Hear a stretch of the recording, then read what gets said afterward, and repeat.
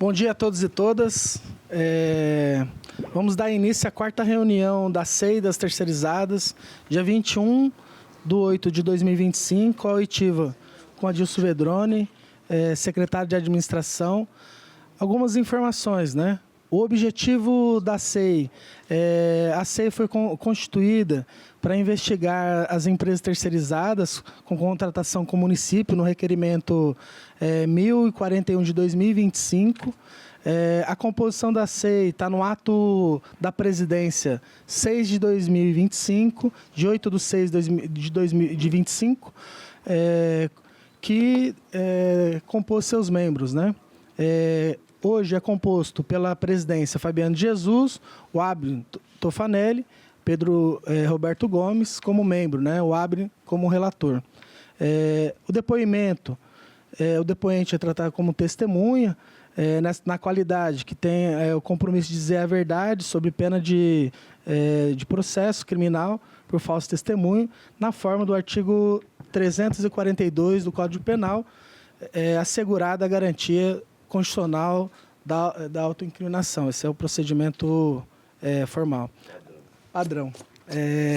A integralidade da oitiva é transmitida ao vivo pela TV Câmara, em sinal aberto, e pelo site e as plataformas da Câmara.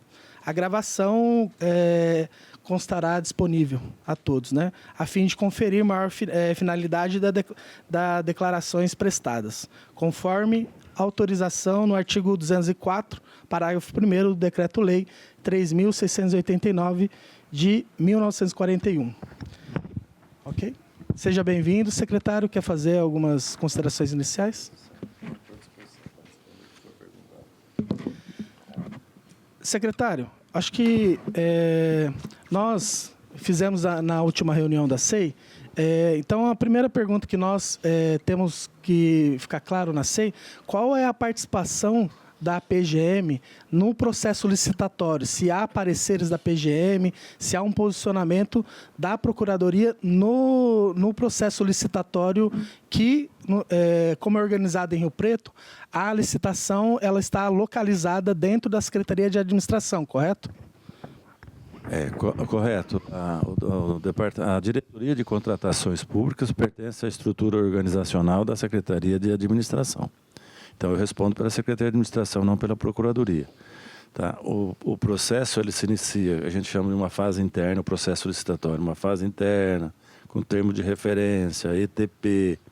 E antes da publicização desse processo, é encaminhado à PGM para que a PGM dê um parecer quanto ao aspecto da legalidade. Então, existe esse parecer prévio, essa análise jurídica prévia em todos os processos licitatórios. Tá? A PGM, inclusive, ela tem editado alguns pareceres, não é normativo, mas parecer padrão, né? Desde que tenha esses requisitos, vai para frente. Então, esta é a participação da PGM na fase interna da licitação.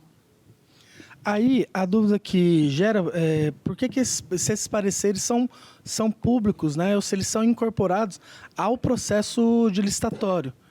Não, eles são juntados no processo licitatório. É exigência legal. Todo processo licitatório tem o parecer jurídico. Aí, secretário, gerou uma dúvida se o município aceita num processo de licitação, o acordo, né, coletivo de trabalho de entidades que não representa a categoria específica dos trabalhadores, né, dos terceirizados. Não aceita. Quando você dispara a licitação, você já utiliza a convenção coletiva, o dissídio coletivo daquele sindicato que representa a categoria. Não é? Agora, às vezes tem uma categoria que tem mais de um sindicato que representa. Aí a empresa, quando ela faz a proposta, se ela põe um outro dissídio coletivo, uma outra convenção coletiva, ela se obriga a cumprir aquilo que está na convenção coletiva que ela apresentou. Agora, o poder público, ele apresenta, quando faz o termo de referência, planilha de custo, ele já coloca qual é o sindicato que está vinculado à categoria. Tá?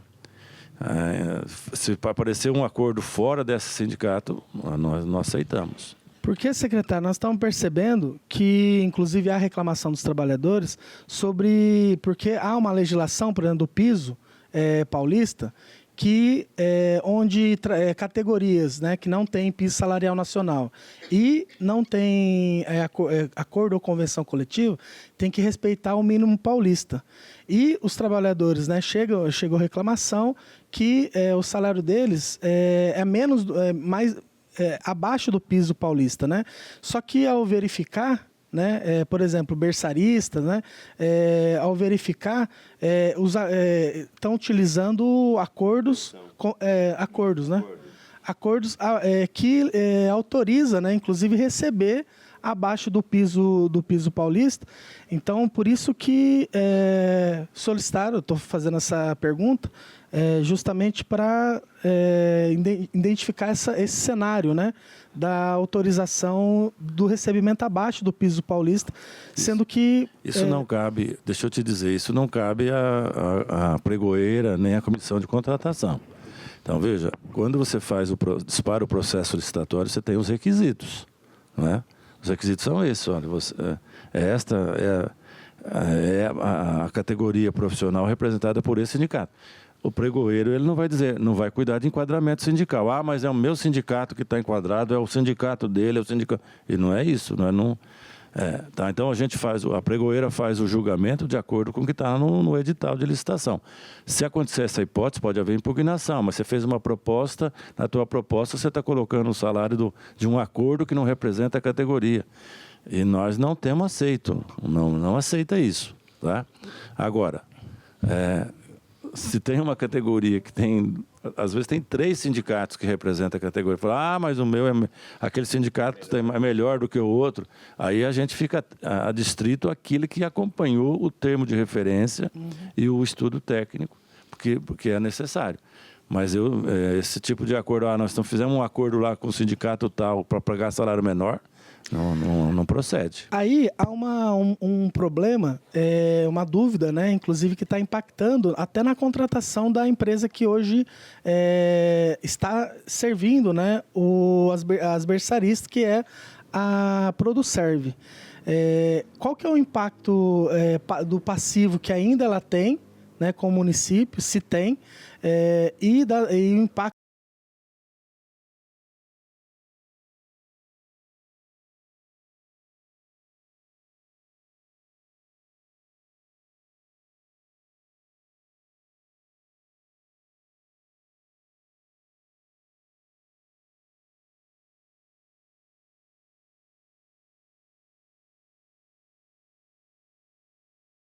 pelo processo licitatório, da fase interna e o processo externo. Se tem ação judicial, isso não cabe nem a pregoeira, nem a diretoria de contratação. A gente coloca os requisitos. Você tem que regularidade fiscal, prova de que tem expertise, regularidade fiscal com o município, com o Estado, com a União, com a Previdência. É isso que você olha. Patrimônio. Então, neste caso, esta licitação foi para a Secretaria de Educação, né? A pregoeira, ao examinar todos os documentos, porque numa licitação dessa tiveram 46 empresas participando, só para você ter uma ideia. 46. Então, você vai... não se encerrou. Eu não sei te dizer se se encerrou, porque está no emergencial, né? Mas parece que encerrou, sim. Não houve a contratação ainda, mas o processo licitatório foi encerrado. Você vai classificando ou desclassificando a empresa se ela atende ou não os requisitos do edital. É esta análise que é feita, não é? Se ela me apresenta certidão de regularidade fiscal, aqui do município, do Estado, da União, com FGTS, com Previdência, ela está atendendo os requisitos. Se apresenta atestado de capacidade técnica compatível com o objeto da licitação, ela está atendendo o requisito do edital. Agora, se tem... Aí eu não sei te dizer, aí você teria que consultar a Procuradoria. Se tem ação judicial, em que fase está, se tem bens penhorados, se não tem penhorado, eu não sei te dizer. Deixa eu fazer uma... Secretário, bom dia. Saudar também aqui todos os participantes, o Sindicato do Turismo e Hospitalidade, a imprensa, presidente da comissão, vereador Fabiano. Secretário, por exemplo, essa empresa, no passado, ela criou problemas com o município e, segundo nós ficamos sabendo aí, parece que foram mais de 70 reclamações trabalhistas que está em curso. Ou seja, e certamente nessas reclamações trabalhistas, o município foi citado como é citado. Eu também não sei, eu sei que tem aquela situação que o juiz pode aceitar ou não, né? Aí o termo, aí o senhor pode até dizer que essa questão solidária, né? Responsabilidade subsidiária e solidária. Solidária é quando o município responde junto, porque ele foi deficiente na fiscalização. E subsidiária é quando ele foi eficiente na fiscalização, ele não responde. É a empresa que vai responder e os sócios das empresas, né? Tá. Este foi um entendimento alterado pelo Supremo Tribunal Federal. Recente, não é tão recente, mas... É que ele teve uma decisão recente agora sobre... Nesse sentido, se o ente público prova que teve uma fiscalização eficaz, ele não teria essa responsabilidade. Agora, de fato, tem ações judiciais. Eu não sei dizer se tem. A história da Produservice eu conheço. Que nós tivemos problema com ela, tivemos no passado. Agora, hoje, a situação atual dela, em termos judiciais, eu não sei. Mas no processo licitatório, ela atendeu os requisitos do edital. Então, mas, por exemplo, ela foi, na época, até impedida pelo município, né, de se contratar com o município. Me parece que foi um impedimento só local, né, secretário? Parece. É que essa também é uma discussão jurídica. Se essa declaração de impedimento de licitar, ela restringe-se apenas ao ente que declarou o impedimento ou também para os outros entes públicos. A jurisprudência tem entendido que fica limitada ao ente que declarou, diferentemente da declaração de inidoneidade. Aí sim, a empresa estará impedida de licitar com qualquer ente público. E foi feito o procedimento da declaração? Até onde eu sei, ela foi declarada impedida de licitar por 2 anos aqui com a prefeitura. 2 ou 3 anos, agora não... A memória não está muito mais boa. Mas ela foi impedida de licitar com a prefeitura por um determinado período. E esse período foi ultrapassado. Tá? É possível... Só para terminar meu raciocínio. Então, vamos imaginar. A empresa veio aqui, deu problema.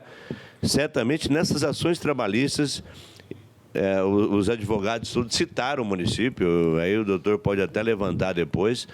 Ou seja, ela causou um prejuízo para o município. E agora, secretário... Para a gente ter ideia do problema, tem funcionários que não querem ir para a Produserve, né? A gente constatou isso ontem numa visita. Não, essa empresa aí eu não vou trabalhar, ela já deu problema no passado. Não teria como impedir dela voltar a prestar serviço para o município? Os agentes públicos, especialmente o diretor de contratação e os pregoeiros, eles atêm a legislação atual. A legislação não impede que a empresa, nessa condição, participe de licitação. Então, se você, no processo licitatório, desclassifica uma empresa nesta condição ou por essa razão, você está agindo fora da lei. Este é o problema. Então, a atual lei ela melhorou em relação à lei passada, em alguns aspectos. Mas, ainda assim, tem uma limitação do que pode ser exigido e o que não pode não ser exigido. Então... o fato de ter ação judicial não é fato impeditivo de participar da licitação. Agora, a gente compreende a situação desses trabalhadores, desses colaboradores, por conta de que já teve um problema no passado. Não sei se essas ações...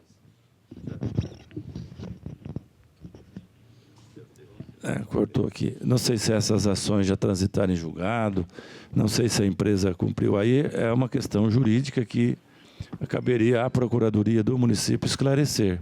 Mas, em termos de impedimento de participar de licitação por essa razão, por mais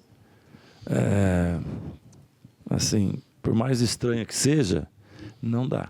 Agora, como que estão essas ações? Aí eu não sei dizer. Mas que nós tivemos problema. Tanto que o município aplicou a penalidade. Ela ficou um tempo sem poder participar de licitações aqui. Nós até tinha essa pergunta, essas 2 perguntas, né? Era em relação justamente aos valores que ainda constam em relação a ela, né? Mas aí nós podemos encaminhar por escrito, porque os valores... O impacto, né, de precatório, impacto do precatório que essa empresa tem. Tem noção, mais ou menos, da quantidade de postos terceirizados no município? Tenho.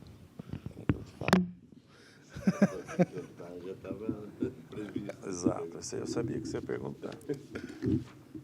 Bom, sabia não, imaginava.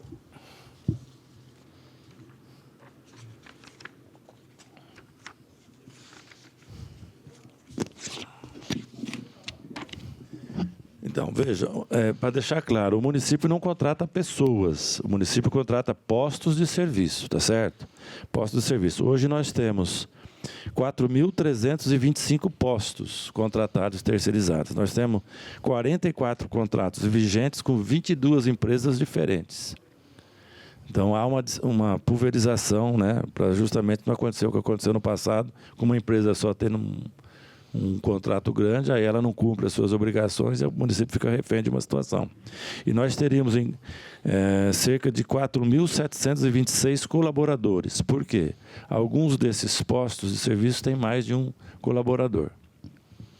Aí, Vedrone, por exemplo, vamos pegar os da eficiência, né, os contratos da eficiência.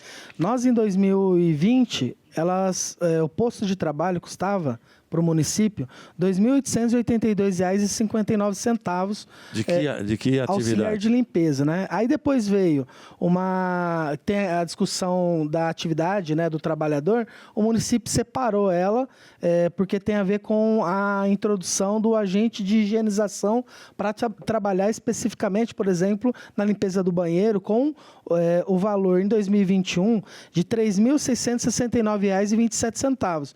Só que essa última contratação que está em vigência, né, nos últimos 3 meses, se eu não me engano é isso, o posto de trabalho foi para 5.200, o mesmo posto, R$ 5.222,18 para auxiliar de limpeza e R$ 6.427,10 para agente de higienização. Não. Esse é o valor que está no contrato. Não, o valor que está no contrato está aqui. Eu vou te dizer, ó. Hoje o contrato foi celebrado sob a égide da 1433. Então, se você comparar esse preço com a 8666, é diferente. Porque a 1433 ela ofereceu uma garantia maior ao ente público, tomador do serviço, e ao trabalhador, mas, por outro lado, ela encareceu. Ela aumentou o custo. Então, nós temos um contrato com a MAGIB, não é a eficiência, é da administração. Tá? É MAGIB. Não, mas esse é da educação. Você não falou o PRE. O PRE é 20. Então, peraí, eu estou no PRE da administração, PRE 248-2024. O contrato vence dia 2/10/25. Auxiliar de limpeza, com fornecimento de materiais 20 horas, 3.021. Auxiliar de limpeza, 44 horas, com materiais 4.670,70. Auxiliar de limpeza, 12 por 36, com materiais 9.936. Agente de higienização, com fornecimento de materiais, 5.548,20. Aqui teve um acréscimo porque nós deliberamos em pagar o adicional no grau máximo de 40%. Porque para algumas atividades, mesmo tratando-se de agente de higienização, o edital tinha constado que era só 20%. Mas depois nós fizemos uma perícia, o nosso SESB fez uma perícia, e atendeu, acho que um pedido do vereador Pedro também, e da própria empresa de pagar 40%, aumentou um pouco. E o agente de higienização 12 por 36, com materiais, 11.349 por posto. Agora, você falou qual o pregão da educação? É o PRE 20 e 25. 20 e 25. Porque aí eles 20, juntaram, 25. né? No mesmo, o auxiliar de limpeza e o agente de higienização. Começou a vigia agora 23/6, né? De 25 vai até 22/6/25. Eficiência. Auxiliar de limpeza, 5.000 postos, 5.222,18. Agente de higienização, 6.427,10. O posto, porque é o valor do contrato. O contrato é público, é isso. E o município tem o cálculo de qual é a parte do fornecimento de material e da prestação propriamente dita da atividade? Tem. No processo licitatório tem, porque existe uma planilha de custo. E essa planilha de custo demonstra a composição, desde o salário base, com os encargos sociais, mais os materiais. Aí, então, tem sim. Aí, Vedrano, nessa planilha de custo, nós temos a divisão de todos os itens, salário do trabalhador, INSS, rescisão. Mesmo antes de 2024, já tem essa planilha de custo. E lá é previsto os valores da rescisão, licença paternidade, maternidade. O município fiscalizou se esse recurso, que era pago, previsto na planilha de custo, que era para rescisão, se ele de fato foi encaminhado para rescisão? Não, porque, por exemplo, vou dar um exemplo objetivo. Nós estamos passando pela situação da WWS e da GF, que está propondo nas decisões parcelar... GF parcelar em 10 parcelas, acertado com o sindicato da categoria. Mas WWS não pagou. WWS não pagou. Mas lá, antes de 2024, nessa composição de valores, já era previsto a empresa, os valores para cada trabalhador, mas deixa eu te dizer, veja, você tem que se distinguir licitação feita sob a égide da 866 e licitação feita sob a égide da 1433. Na 866 você fazia essa composição, mas você não deixava o dinheiro reservado para aquela finalidade, para liberar só no fato gerador, como a nova lei permite.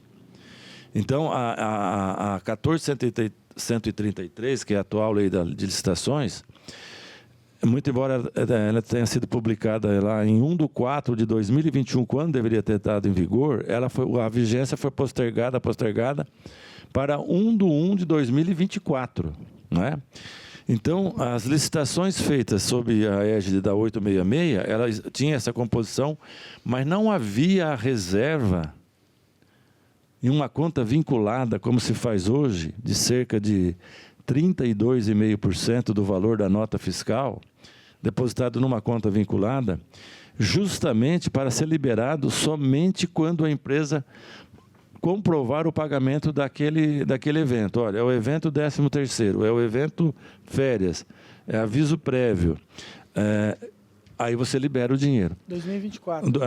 Tanto que o primeiro contrato que nós fizemos isso, porque nós reservamos na planilha atual, você vê que tem, dependendo do índice de acidente de trabalho, que varia de 1% até 3%, mas o máximo é 32,5%. Mas se você tiver uma nota de R$1 milhão, por exemplo, 325 mil vai ficar nessa conta vinculada, cujo dinheiro só vai ser liberado quando a empresa comprovar que pagou. Então, eu paguei o 13º, paguei as verbas rescisórias, paguei férias, dei aviso prévio. O primeiro caso concreto que nós executamos foi esse contrato da Eficiência, que sucedido agora... A Eficiência terminou o contrato em junho. Nós tínhamos uma reserva... Era um outro contrato. Não, eu estou citando como exemplo, não é o contrato que deu problema. Tanto que a prefeitura tinha retido esse valor e só liberou para a empresa quando ela comprovou o pagamento de todas as verbas aos seus empregados. Que pasta que ela estava, esse procedimento? Na administração. Na administração. Tá? Então, inclusive teve saldo a favor da empresa. Então, nós conseguimos pagar todos os direitos dos trabalhadores sem que... Não foi por conta não encerrou o contrato, apenas os pagamentos dos direitos. Não, encerrou o contrato. Encerrou o contrato. Era um contrato específico na Secretaria de Administração. Mas isso está sendo utilizado agora para todos os contratos. A Prefeitura, desde o ano passado, ela tem reservado esses 32,5% nessa conta vinculada. Então, não começou em 2025? Não, começou em 2024. Por que não aconteceu com GF e com WWS? Porque foram contratos prorrogados, celebrados sobre a 866. Não tinha este saldo residual para fazer frente a essas despesas. Né? O que isso impacta? Você garante o direito do trabalhador, mas isso onera também as empresas. Então, o poder público acaba pagando mais do que pagava antes. Por isso que alguns secretários, até em nome da economicidade, como havia espaço legal para prorrogar, resolveu prorrogar alguns contratos que tinham sido celebrados Da sobre a GF. EGT 866. O caso da GF e o caso da WWS. No caso, o que foi Da prorrogado, educação. o que foi prorrogado agora da GF, que são os porteiros, né? E a atividade administrativa, eles não estão previstos, eles estão na lei égide anterior. da 8.666. É. Secretário, você tem ideia, por exemplo, desse aumento? Você falou que aqui deu para, não sou rápido de conta aqui, mas um posto que era de 3.600, talvez agente de higienização, foi para 6.400, mas esse percentual, eu não sei, há uma assim, análise de quanto isso encareceu os contratos, essa reserva? Porque, em tese, é o seguinte, vamos imaginar o seguinte, a empresa, nos contratos anteriores, também tinha que pagar 13º, férias, direitos. E agora só é feita uma reserva antecipada. Mas ela gasta 1 milhão, no exemplo que eu dei, gasta 1 milhão e só recebe 675. Então, ela tem que fazer um investimento. Eu não sei, aqui precisa ver esse cálculo exatamente, o que tinha nesse valor anterior para o que tem hoje. Mas, em média, nos casos das licitações da administração, foi um aumento em torno de 30% a 35%.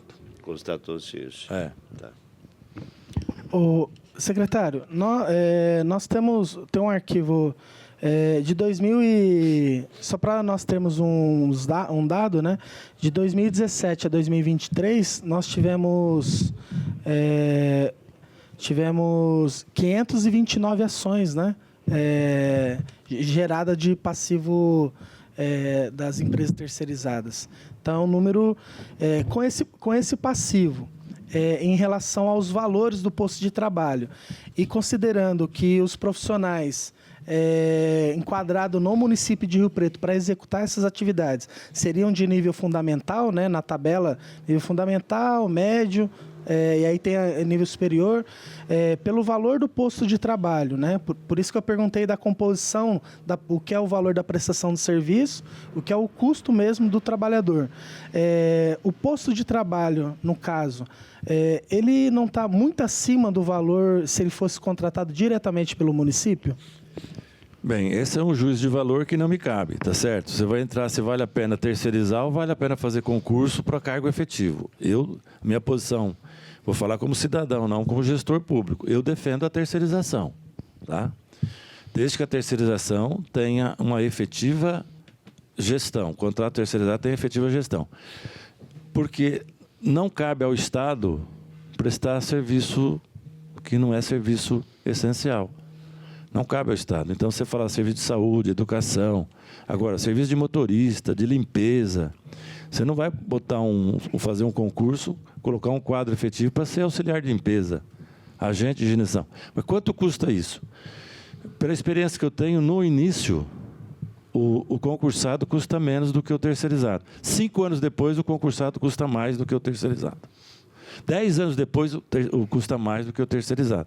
Porque muito embora você sustenta que não tenha carreira em outra esfera, mas tem carreira. Tanto que você começa com um salário e termina com outro. Então, ao longo do tempo, o concursado custa mais. Além disso, você sabe disso também, o Pedro também sabe, é muito difícil você pegar um concursado e, por insuficiência de desempenho, exonerá-lo do serviço público. É um processo doloroso. Já o terceirizado... É possível, mas são exceções, né? Você sabe disso. São exceções, porque nós não temos uma avaliação de desempenho eficaz, nós não valorizamos a meritocracia. Então, é tempo de serviço. Tempo de serviço está todo mundo, seja o bom, seja o ruim, o comprometido, dá um passinho para frente. O dia que você botar a efetividade, falar, não vamos botar uma meritocracia sem critérios objetivos, pode até ser. Já o terceirizado, o poder público, ele controla, deve controlar a eficiência do serviço. Eu fiscalizo com eficiência se o serviço foi prestado, se foi prestado da forma contratada. Então, eu não posso falar que a terceirização é ruim se eu fiscalizo bem com gestor de contrato, com fiscal de contrato. Não é? Então, você controla o resultado. Você não, se foi feito com A, com B, com C, não me interessa. Eu quero o resultado. Isso dá flexibilidade à administração. Tá certo? Agora, se convém ou não convém, porque você pode falar, mas se você tiver estatutário, você vai contribuir para o regime próprio de previdência. Aí também depende do perfil de quem entra, não é? É um estudo que deve ser feito, mas na avaliação que eu tenho, a médio prazo, o concursado custa mais do que o terceirizado. É que inclusive, eu entreguei essa tabela pro Zeca Moreira. Eu dei inclusive com os 25% do município, porque eu peguei toda a decomposição salarial, só seria mais, Vedroni, quando ele pagava a sexta parte. E para um servidor receber a sexta parte, ele tem que ficar 20 anos.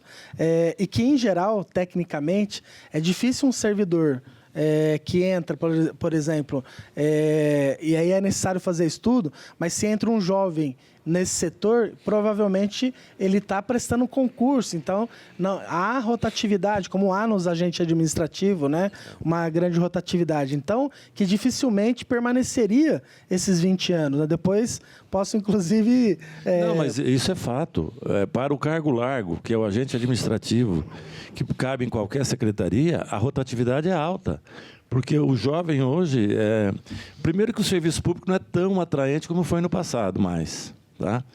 E o jovem hoje, eu tenho uma filha de 28 anos, se você falar para ela, você vai trabalhar 8 horas por dia numa sala como essa, 5 dias por semana, das 8 às 18 com 2 horas de almoço, dá um faniquito, né? Não aceita. Então, é um outro perfil de trabalhador que está surgindo no mercado. Não é? É claro que nós vamos fazer um concurso agora para agente administrativo, então, esses jovens que estão aí, o pessoal tem falado nem estuda, nem trabalha, vão ter oportunidade de prestar concurso, mas quanto tempo ele vai ficar, realmente você tem razão.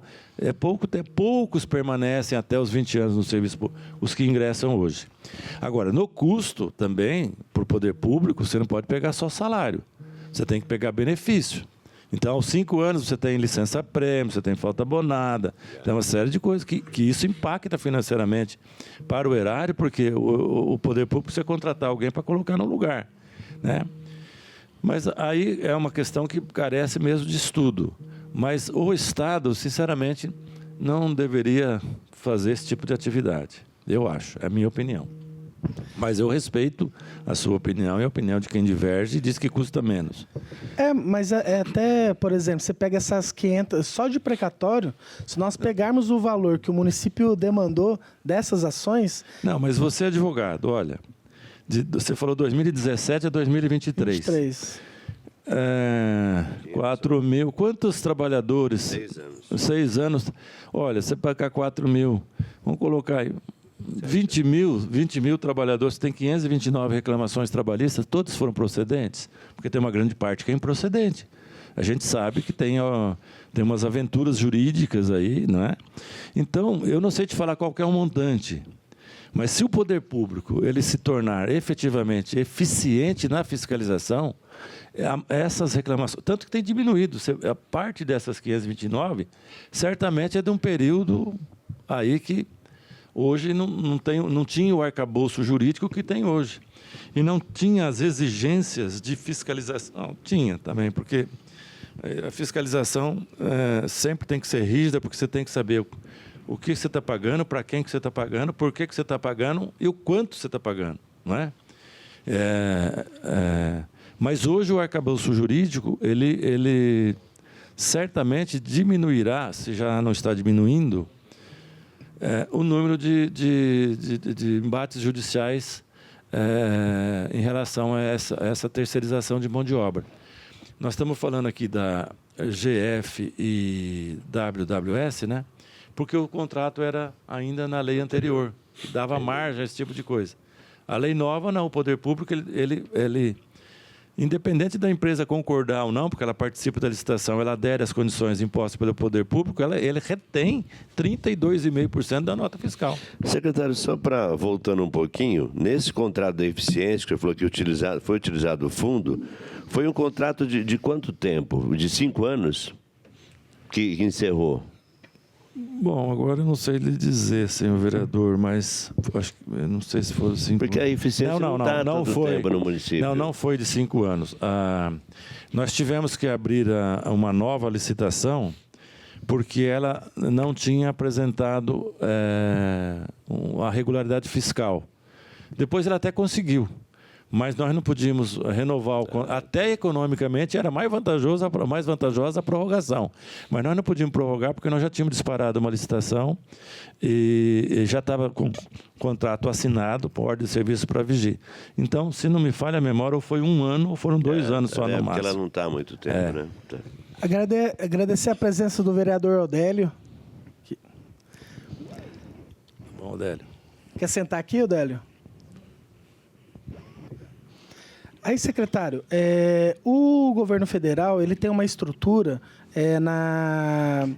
que é o gerente de contrato, o gerente administrativo, o gerente documentação, aí tem o gerente o técnico especificamente sobre o tema do contrato e tem aquele que fiscaliza ele nos locais, né? Então, mais ou menos essa é uma estrutura que nós observamos que está na nota técnica na portaria do governo federal. Então, mais ou menos essa. Só que aqui em Rio Preto nós temos o gerente do contrato, né? Que é mais ou menos o coordenador que fiscaliza. Aí tem o administrativo. A estrutura para fiscalizar esse tamanho desses contratos, para dar exemplo da educação.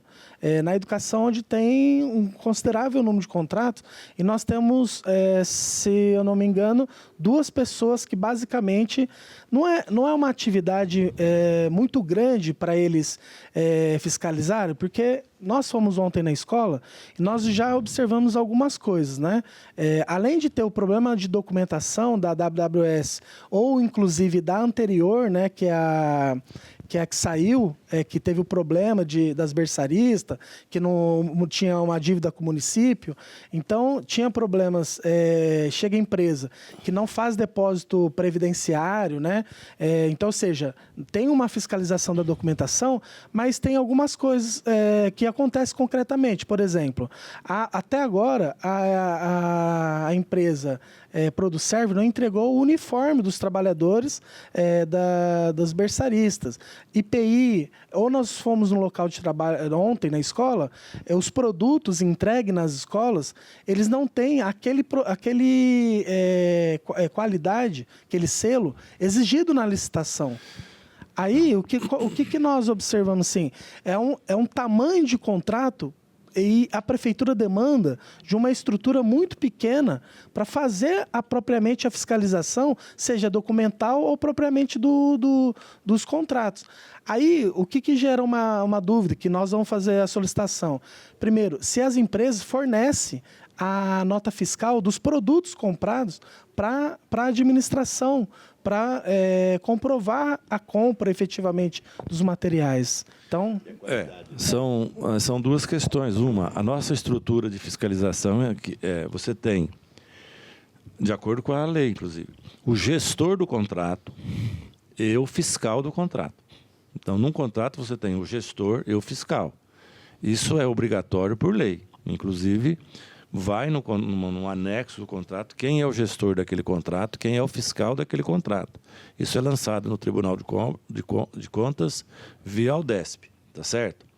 Então, todo contrato é obrigatório. Você tem o gestor e o fiscal. Bom, aí a gente vai para uma segunda etapa. A própria lei de licitações, ela diz, você não pode designar gestor de contrato uma única pessoa ou designar vários contratos para uma única pessoa de forma que a fiscalização se torne ineficiente. Então, tem que haver aí uma avaliação de que uma pessoa, 2 pessoas, quantos contratos elas podem fiscalizar. É uma questão de gestão de contrato. Não é? Lá na Secretaria de Administração, eu digo para os senhores, Nós temos 7 pessoas para cuidar dos contratos. Para cuidar dos contratos terceirizados. A nossa fiscalização é eficiente. Você não manda nenhuma nota para frente para pagamento sem esses comprovantes de regularidade fiscal, sem analisar os cartões de ponto, a prova de que houve prestação de serviço. Então, se tiver alguma diferença, nós glosamos para que a empresa justifique e retenha no pagamento seguinte. Agora, quando se trata de uma licitação, além da mão de obra com fornecimento de material, a gestão deve ser mais rigorosa ainda. E tem que ter uma estrutura ideal para que a finalidade da fiscalização da gestão seja atingida.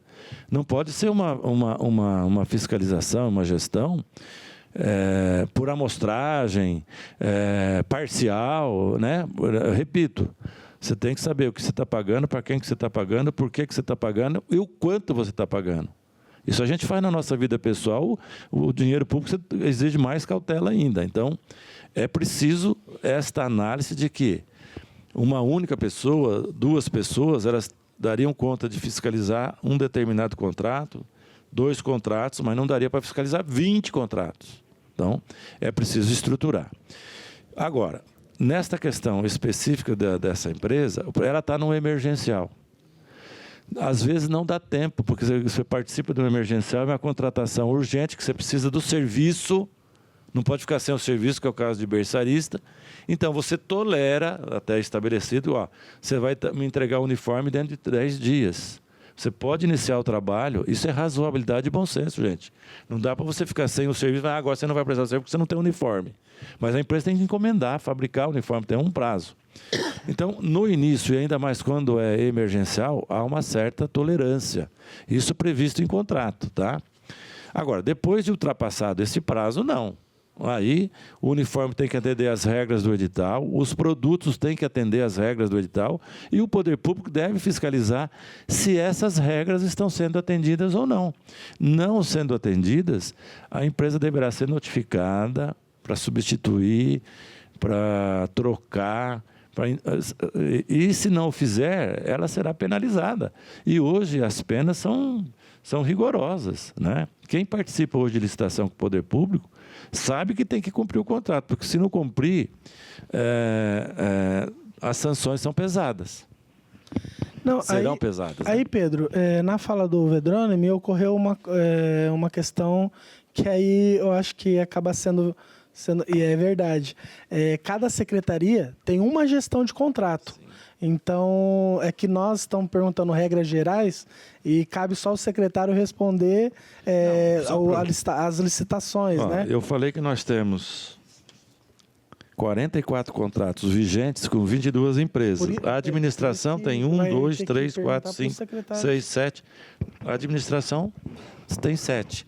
E alguns desses contratos da administração, ela abrange outras secretarias, porque às vezes são serviços comuns. Vou dar um exemplo, copeira, está na administração, mas atende outras secretarias.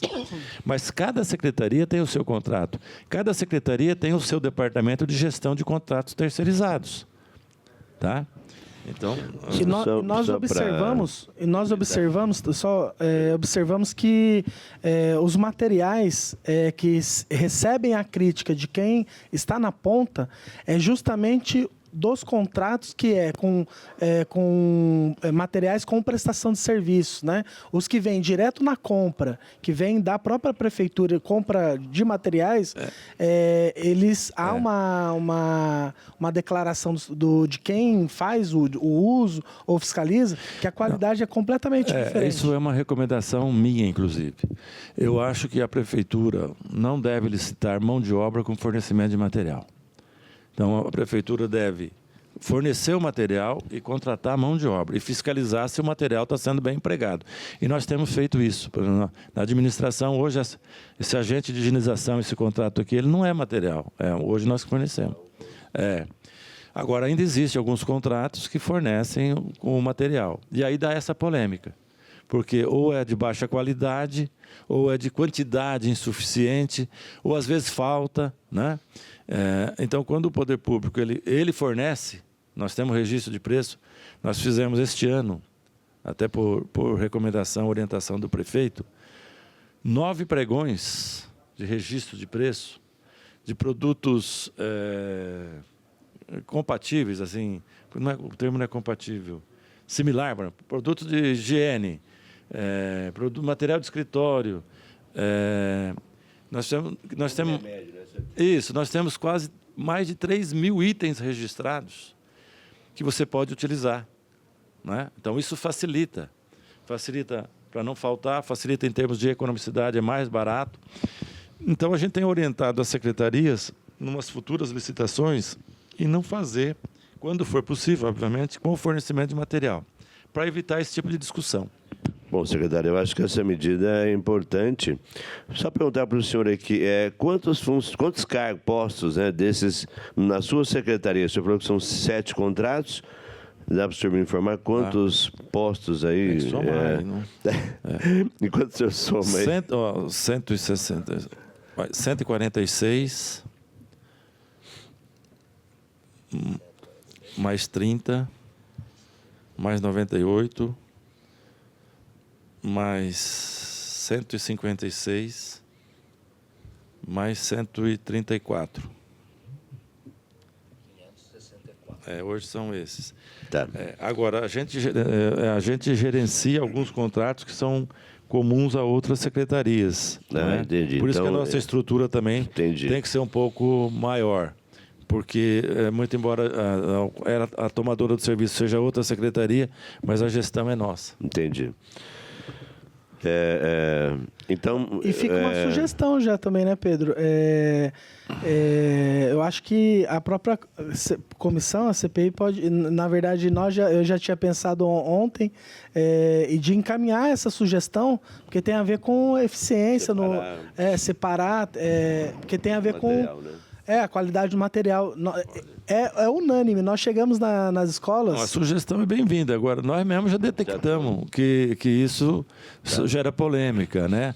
E quando a gente busca eficiência na prestação do serviço com economicidade, cabe ao gestor fazer essa análise mesmo. Sim. E sabe outra... Só, Pedro, desculpa. Outro item, secretário, é na questão da quantidade, né? Eu vou dar o exemplo do módulo. Porque qual que é a grande...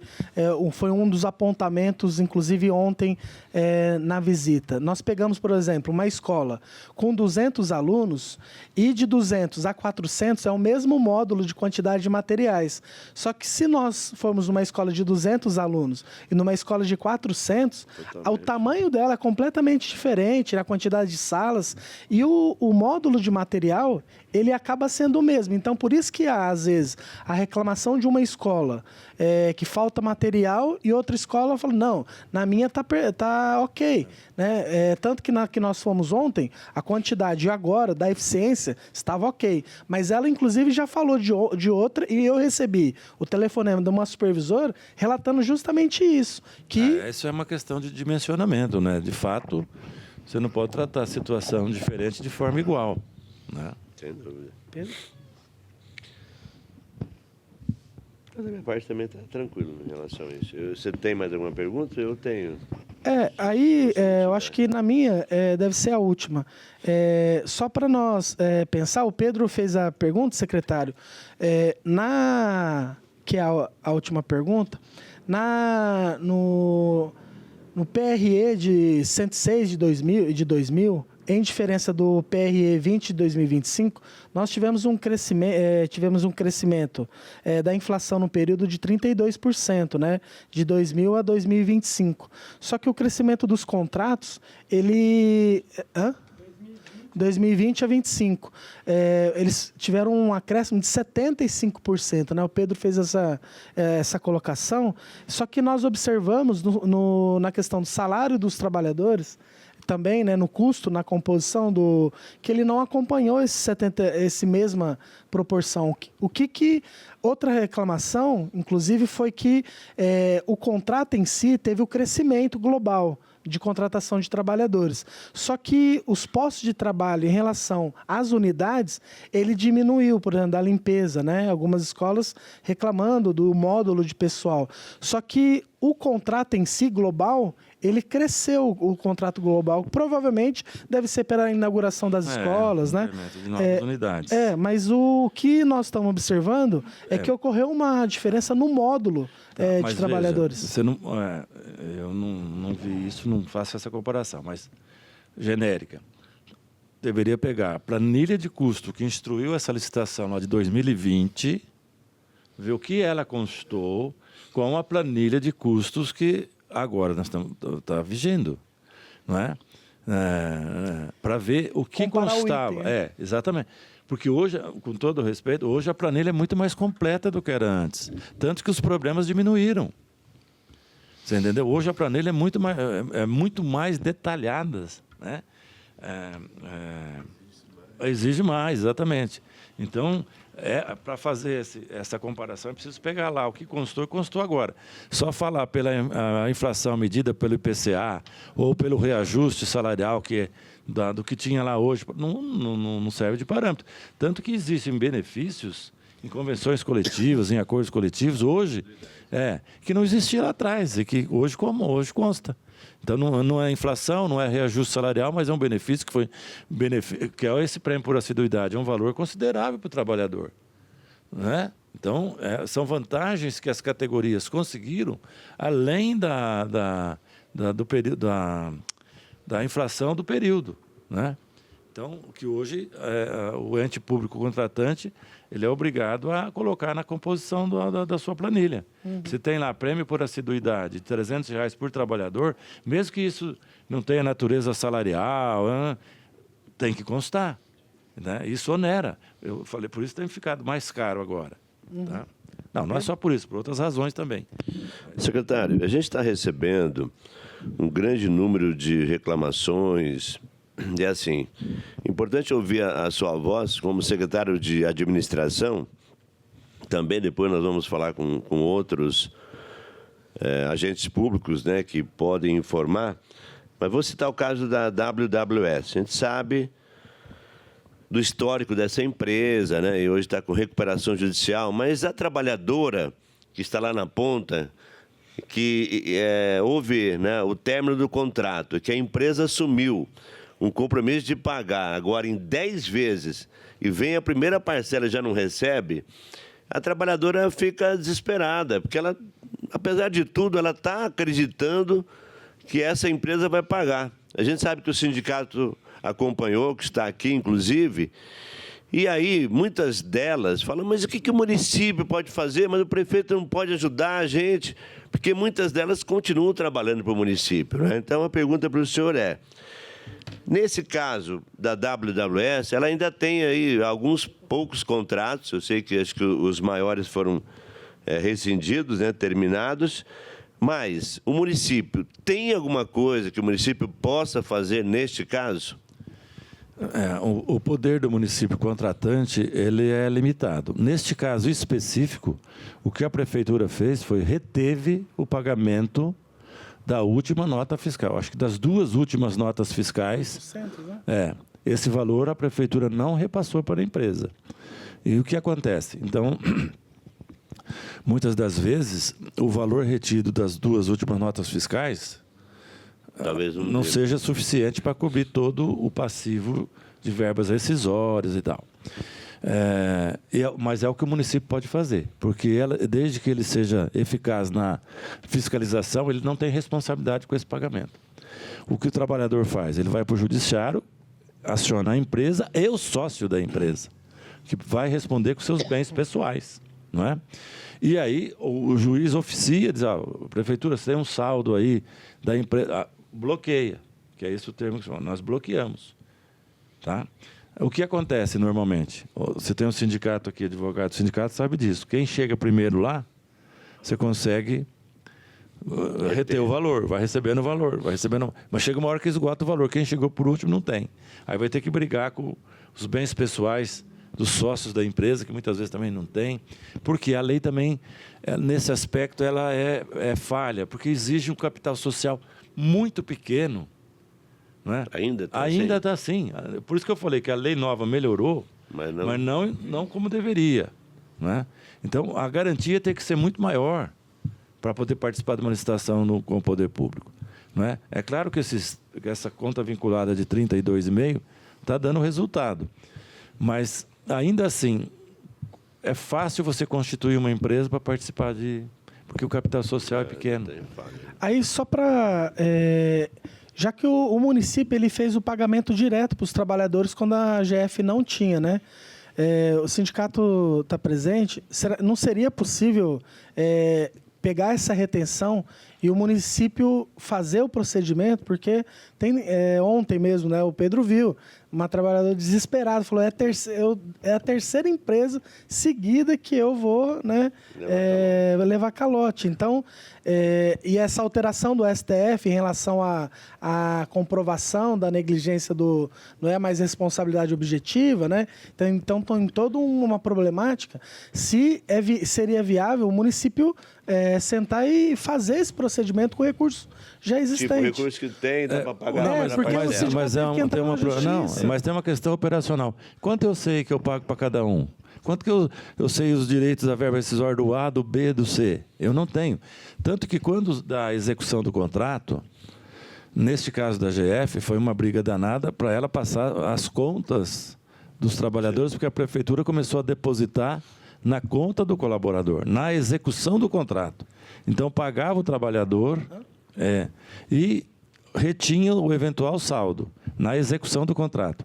Agora, nas verbas rescisórias, a prefeitura precisa ser informada pelo judiciário, pelo sindicato, pela empresa, falar, olha, você está autorizado a pagar X reais para fulano de tal. Aí a gente vai pagando. Só me permite aí no caso, porque, por exemplo, nesse caso específico da AWS, o sindicato que participou, então eles têm, não sei quantas, são mais de 500 trabalhadoras e trabalhadores, ele tem exatamente, acho que vocês têm o valor, não é? Que é isso que o secretário está colocando. Será que a soma da primeira parcela, porque a empresa ela já concordou em pagar parcelado e tem um valor já determinado.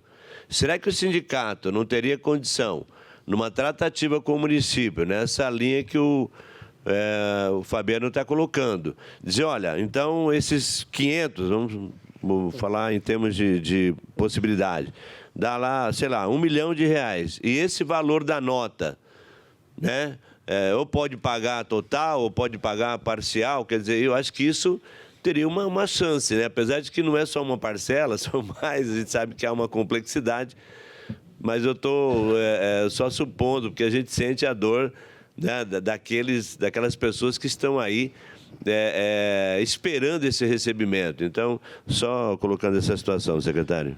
Não, isso da parte da prefeitura é o seguinte, havendo porque o crédito é da empresa, havendo uma formalização da empresa para com o sindicato que autorize fazer esses repasses, especificando os valores e para quem do lado da prefeitura não há problema. Até o limite de crédito que a empresa tenha perante o porque erário. nós fizemos isso. Antes da AWS, teve o problema de uma empresa. E nós fizemos isso. A secretaria... Havendo acordo, é possível fazer, sim. Para tentar, porque ver o desespero de algumas, assim,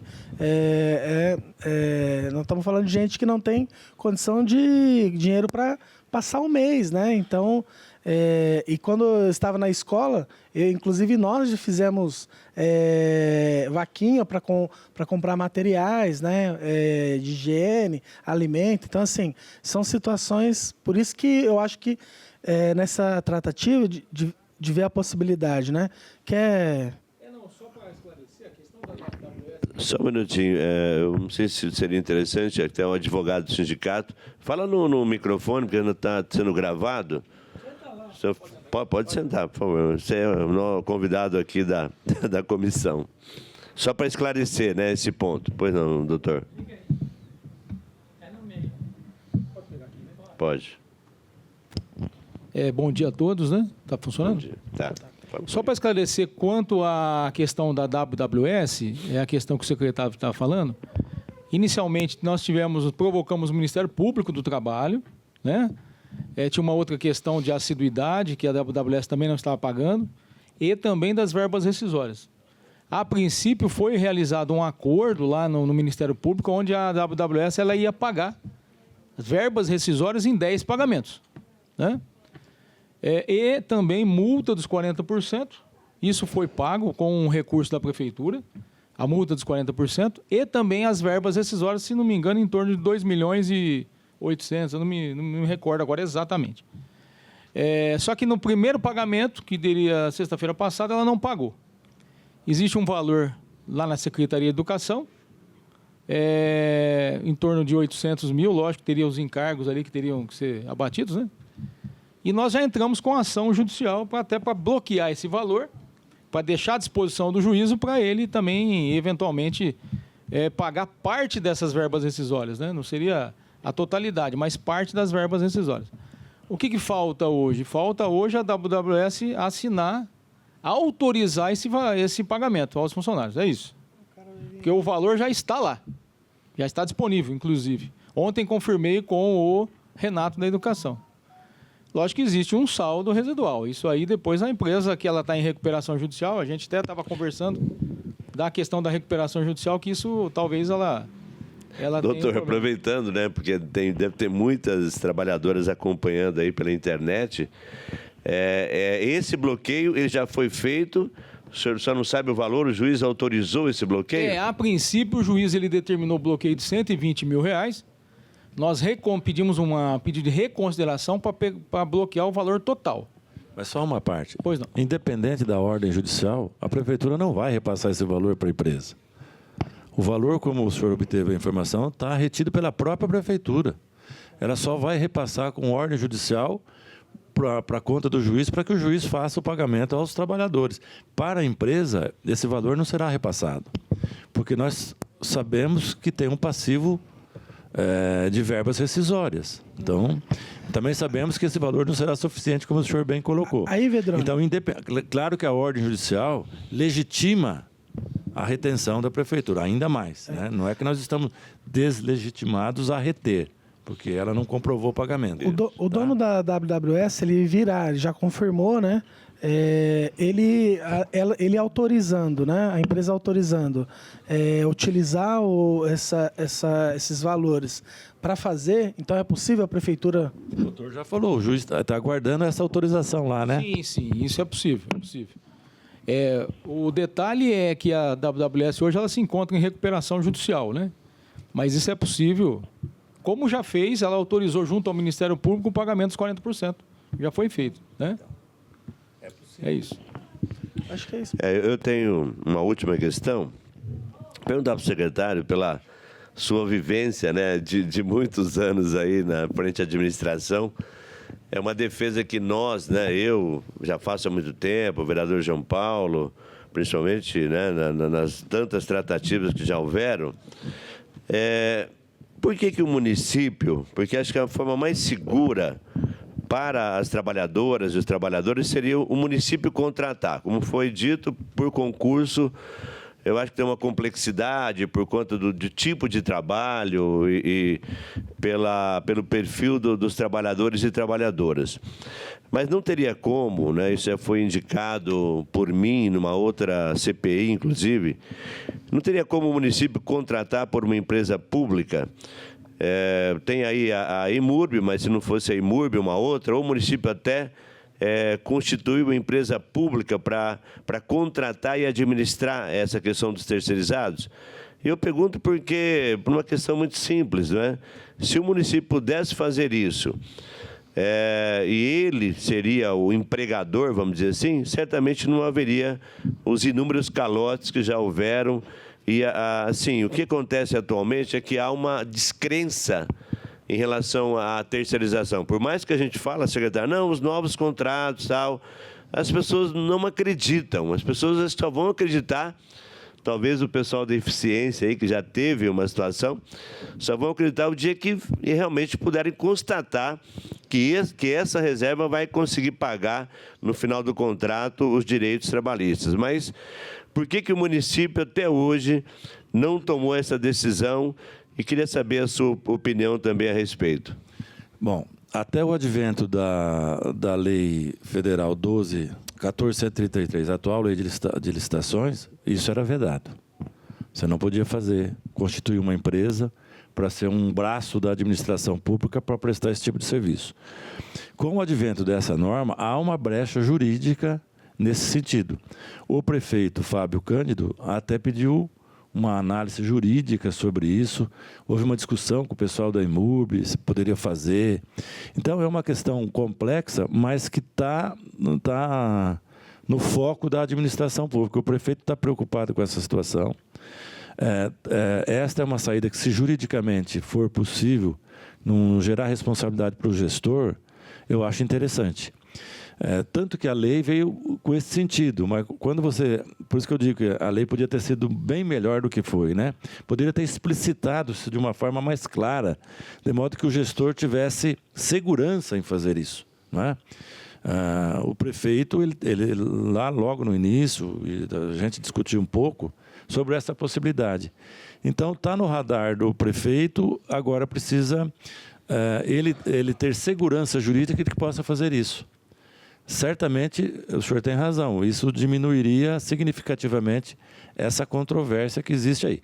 Vão existir outro tipo de controvérsia, porque terceirizado tem terceirizado tudo quanto é tipo. Quando você vem para uma empresa pública, o teu processo de seleção vai ser mais rigoroso, né? Então, hoje, como o senhor falou, acho que o Fabiano falou também, hoje o terceirizado sai de uma empresa e vai para outra, sai de uma empresa para outra. Dificilmente num processo de empresa pública, haverá um processo seletivo de contratação. Então, os senhores visitaram aí os locais, nós conhecemos o perfil desses trabalhadores, então haverá uma restrição, certamente, como eu poderia dizer, no mercado de trabalho, não sei.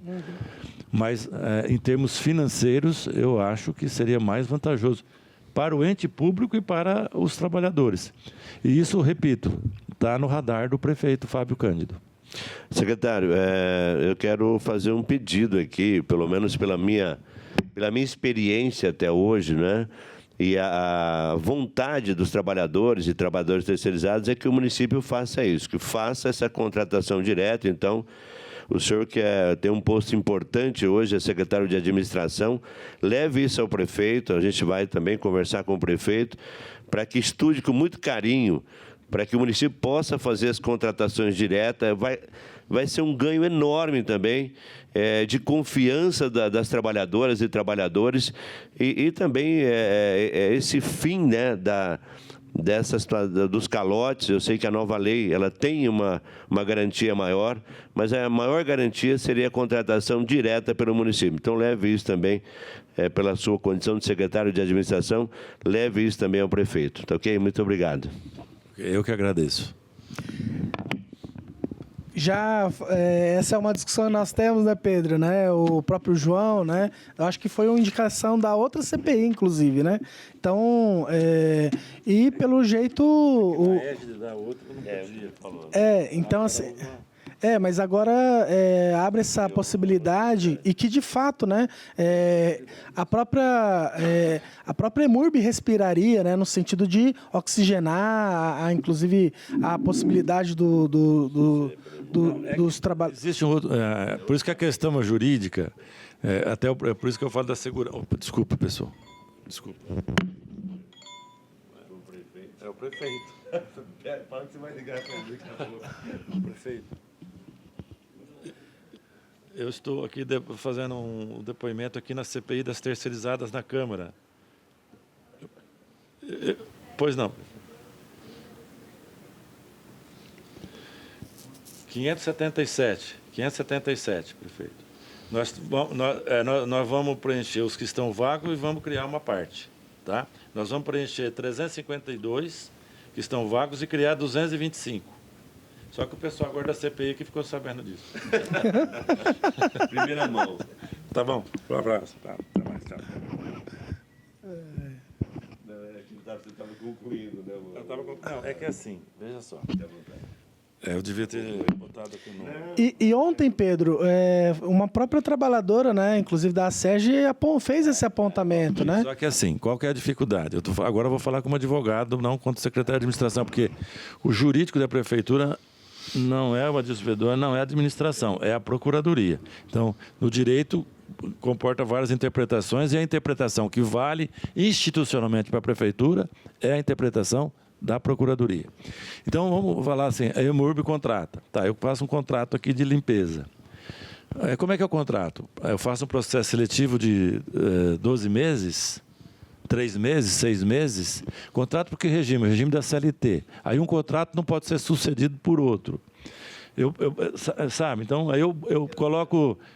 aqui nós estamos falando em 4 mil. Eu coloco 4 mil. Como é que eu administro isso? 3 meses, porque isso é a dinâmica da necessidade do poder público, o senhor é vereador há bastante tempo, ela é dinâmica, a demanda é dinâmica, então muda. O que eu faço com esse pessoal? Eu posso dispensar imotivadamente? Mas eu participei de um processo seletivo. Eu tenho estabilidade, não tenho estabilidade? Então, é uma questão jurídica, por isso que eu disse que a lei podia ter sido mais clara nesse sentido, que agora comporta a interpretação, né? Mas, mesmo que num cenário que a gente não consiga a totalidade, se a gente fizer pelo menos parte disso, ou... exato. E vamos avançando assim, olha, dá para fazer uma parte de concurso. A lei criou essa possibilidade. Tá? Bom, da minha parte, quer fazer considerações finais? Eu digo assim, a terceirização, ela é, hoje, se bem fiscalizada, bem gerida, ela é mais vantajosa, é a forma que melhor atende o interesse público. É que nós, às vezes, não fiscalizamos direito, não gerimos direito, e, infelizmente, a legislação é muito flexível em relação à constituição dessas empresas terceirizadas, a responsabilidade dos sócios constitutivos. Você encerra uma empresa que cria outra ali na frente. Então, teria que haver, o doutor Bertoni sabe disso, a perseguição do sócio. Não adianta você fechar uma firma, abrir outra e abrir outra. Então, devemos melhorar a fiscalização, mas a legislação também tem que ser aprimorada, de modo que dê ferramentas para o poder público. O senhor perguntou, o que o município pode fazer? Que dê ferramentas para o poder público penalizar, reter, pagar diretamente o trabalhador, sem essa burocracia de se socorrer do judiciário, não é? De tentar liminar, né? De a empresa autorizar, não é? Então, outra medida interessante que nós adotamos, nos contratos da Horavante, dentro de 30 dias a empresa é obrigada a indicar a conta bancária do trabalhador, que não é a conta salário. Porque quando a gente gere, como geriu da GF, por que demorou para pagar? Porque a empresa não passou as contas. Nós, poder público, tivemos que ir atrás. A educação teve que, unidade por unidade, dar um número da sua conta bancária. E aí demorou, porque há 1.200 trabalhadores. Agora a gente já fez isso. Dentro de 30 dias tem que ter uma relação de conta. Porque se falhar o pagamento, o trabalhador vai receber mais rapidamente. Nós não vamos depender mais das empresas em ter boa vontade em passar. Eu acho que uma medida salutar, por isso que eu fiz questão de registrar aqui. Outra medida, eu acho que ficou, é o exemplo da USP, né?